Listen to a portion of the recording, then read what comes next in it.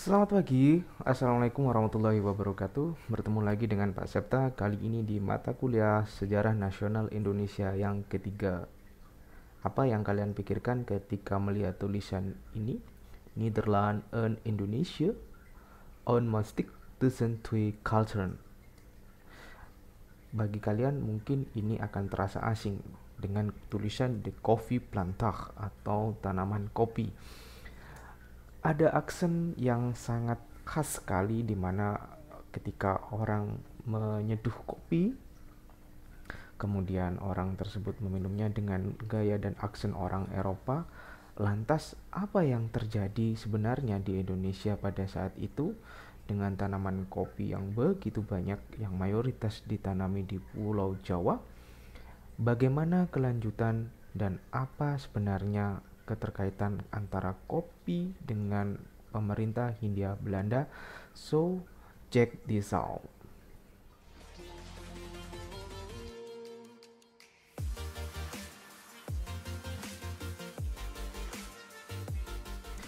Baik, hari ini kita akan membahas tentang politik kolonial Belanda abad ke-19, sebuah masalah dan latar belakang. Kita akan melihat sebuah dimensi temporal di sini. Yang pertama, politik imperialisme Belanda periode 1850 sampai 1900. Ada sebuah sistem eksploitasi dan monopoli di situ. Kemudian ada politik kolonial konservatif tahun 1800 hingga 1848, di mana pada masa ini penghasilan itu adalah sebagai upeti dan laba perdagangan. Penghasilan yang dimaksud di sini adalah penghasilan yang diperoleh bagi pemerintah kolonial. Kemudian yang ketiga ada kultur stelsel pada tahun 1830 hingga 1870, di mana hasil bumi yang nilainya itu sama dengan pajak tanah.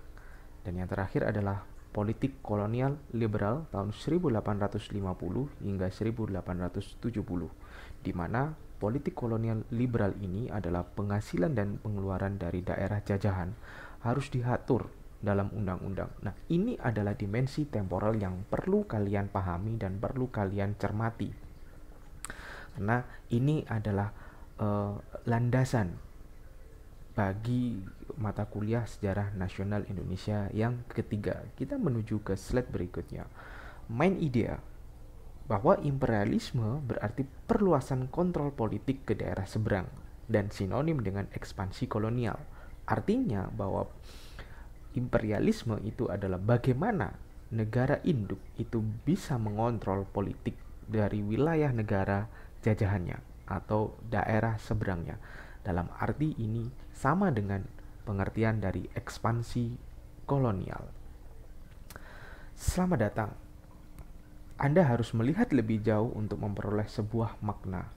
Jadi Anda harus melihat kebermaknaan itu ketika Anda melihat sesuatu itu tidak hanya dari kulitnya saja.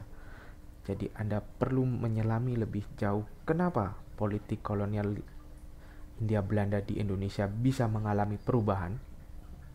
Kita lanjutkan. Politik imperialisme Belanda ada selayang pandang. Yang pertama ada kepentingan politik. Belanda merebut supremasi perdagangan dari orang Portugis, khususnya perdagangan monopoli rempah-rempah. Ada kepentingan politik yang diinginkan oleh Belanda berkaitan dengan perdagangan rempah-rempah yang pada saat itu dikuasai oleh bangsa Portugis.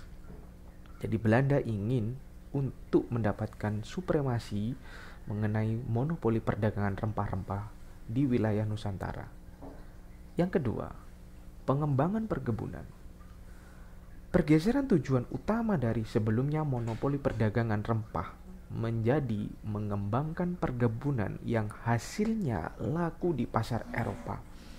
Ada pergeseran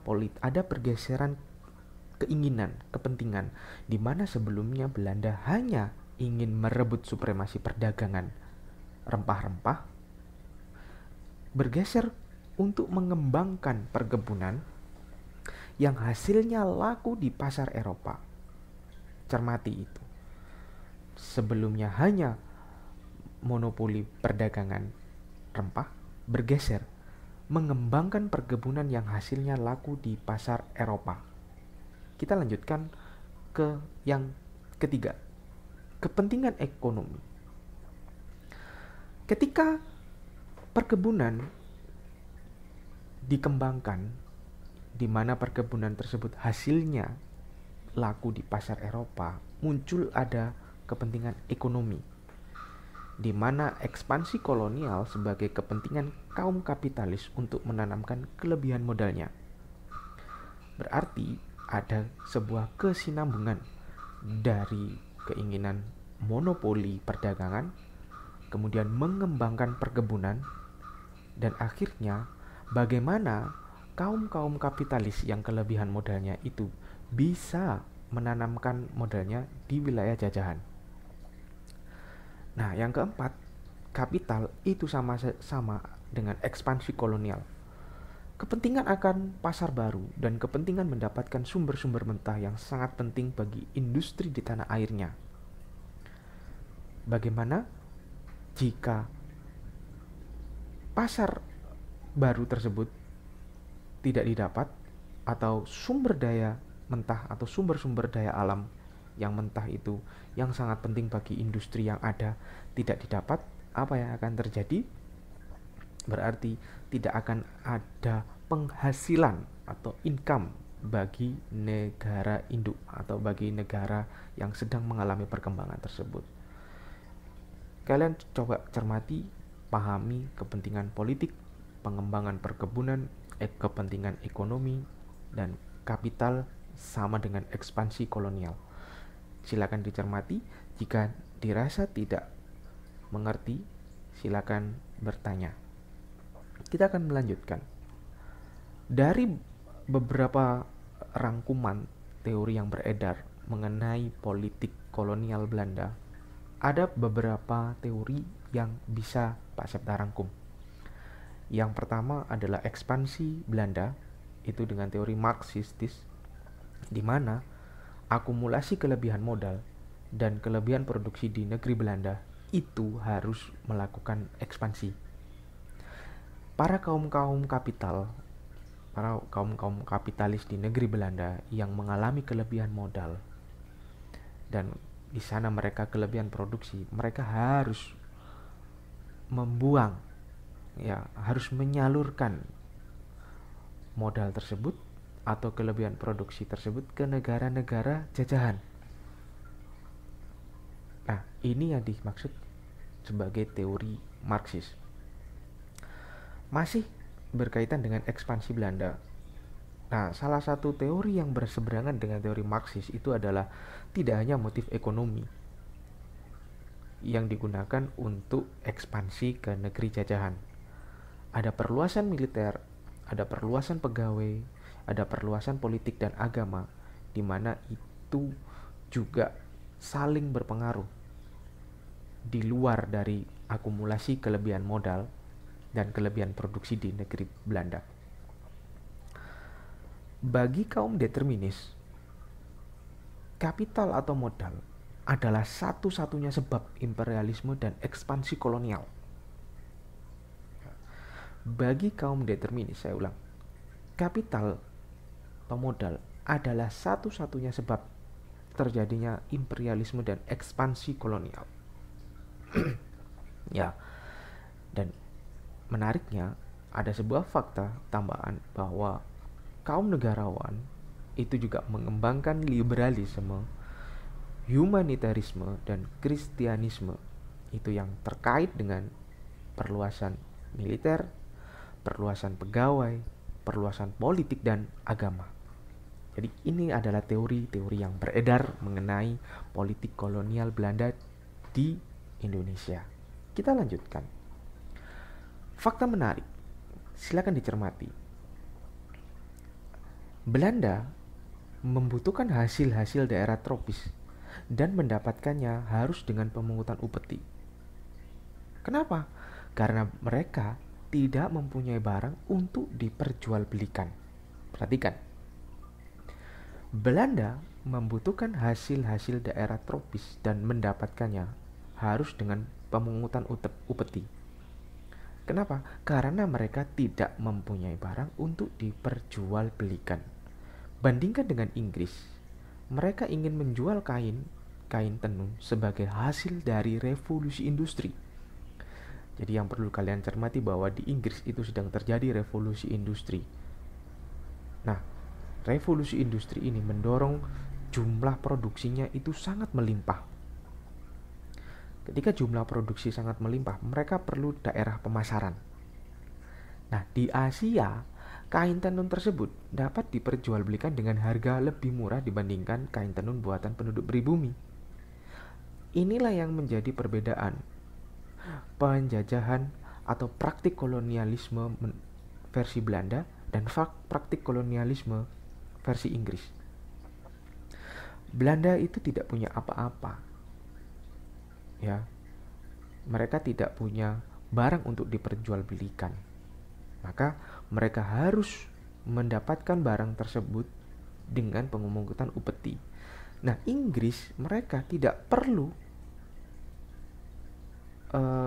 memungut upeti karena mereka jumlah produksi barangnya melimpah ruah dan mereka perlu wilayah untuk menyebarkan produksi tersebut, hasil dari revolusi industri tersebut.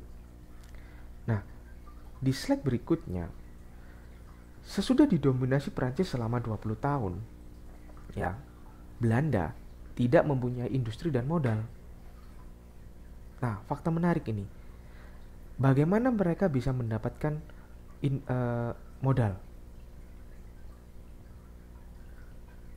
Belanda menganggap tanah jajahannya sebagai penghasil barang-barang ekspor yang dibutuhkan untuk perdagangannya. Ya. Jadi Belanda itu tidak memiliki apa-apa, tidak punya industri, tidak punya modal setelah didominasi Prancis selama 20 tahun. Ini fakta menarik loh. Berarti Belanda di Eropa, Belanda yang benar-benar di Eropa itu mereka dikuasai oleh Prancis. Yang berkuasa pada saat itu adalah Napoleon Bonaparte. Nah, ketika mereka sudah terbebas dari Prancis, maka mereka perlu sebuah income, pemasukan.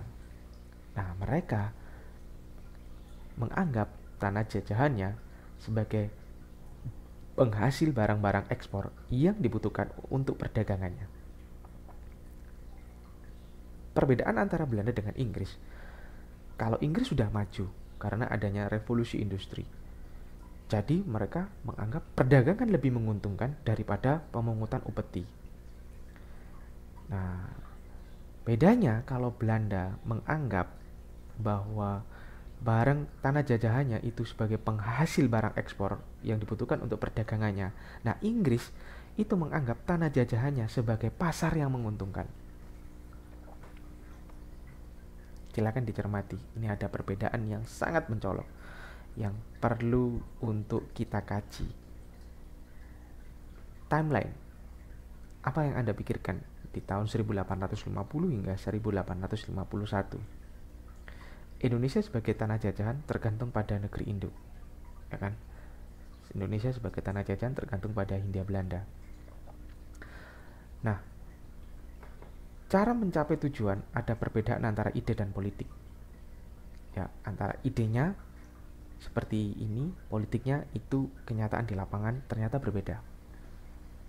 Oke ya, silakan dicermati bahwa memorandum tahun 1851 menyatakan politik Belanda. Apa isi politiknya? Bahwa daerah-daerah taklukan harus memberi keuntungan material bagi Belanda. Oke, ini adalah politik, ya. Nah, negeri induk mempunyai hak moral untuk menikmati segala keuntungan sebagai upah memerintah negara jajahannya. Perhatikan. Negeri induk mempunyai hak moral untuk menikmati segala keuntungan sebagai upah memerintah negara jajahannya. Jadi, Belanda ketika memerintah di Indonesia, mereka perlu upah. Dan upah itu merupakan hak yang wajib diterima oleh Belanda karena saya sudah memerintah.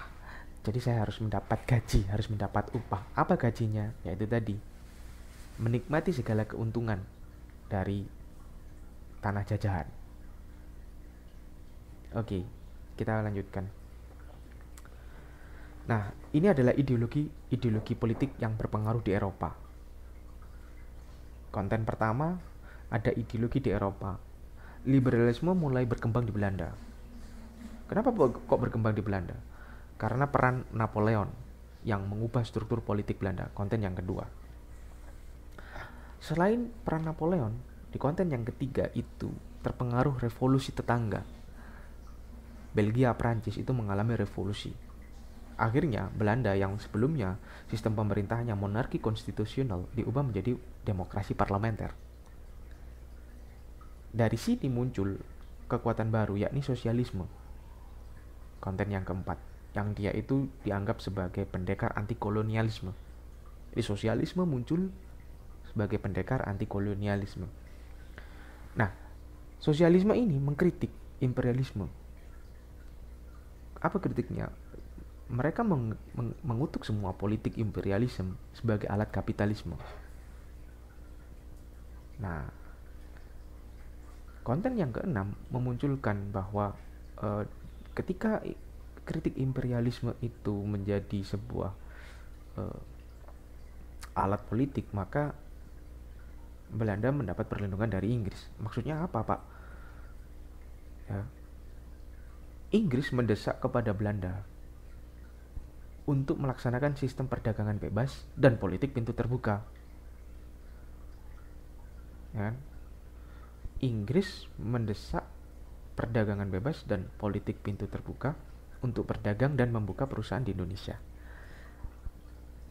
Jadi ini adalah sebuah circle bagaimana ideologi politik berpengaruh di Eropa. Bagaimana munculnya liberalisme. Kita masih jauh bicara tentang politik etis ya. Kita harus tahu dulu dasar munculnya politik etis itu dari mana. Itu dulu yang bisa Pak Septa sampaikan. Sampai bertemu lagi pada pertemuan selanjutnya. Jangan lupa ada pertanyaan yang perlu kalian jawab di kolom komentar yang sudah Pak Septa beri screenshot dan nanti akan kirimkan itu di akhir perkuliahan. Saya akhiri, selamat pagi. Assalamualaikum warahmatullahi wabarakatuh.